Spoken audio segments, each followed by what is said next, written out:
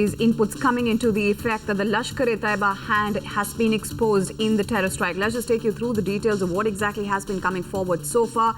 As far as the ruckus in Parliament is concerned, yes, we have been talking about how the BJP has been coming forward, calling for the suspension of questioner. But right now, inputs coming in that Lashkar-e-Taiba, Pakistan hand completely exposed in the terror strike in Srinagar that rocked Bamina.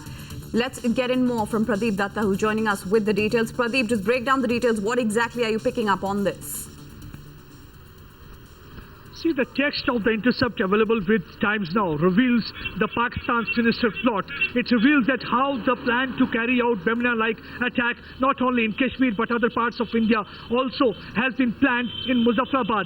It was on February 14 when Lashkar Chief Hafiz Sayyid had a meeting with several of the commanders, including Maulana Abdul Wahid, Yusuf Muzammi, Rahman Dakhi, Yahya Mujahid, Abdullah Shahzad, who is the Chief Operation Commanders of Kashmir, and Saiful Islam. And during that meeting, they decided that once again they will have to revive the Fidain attacks so that they can target several security installations in Jammu and Kashmir. Besides this, they also plan to carry out attack in the Metro Delhi and other parts of India.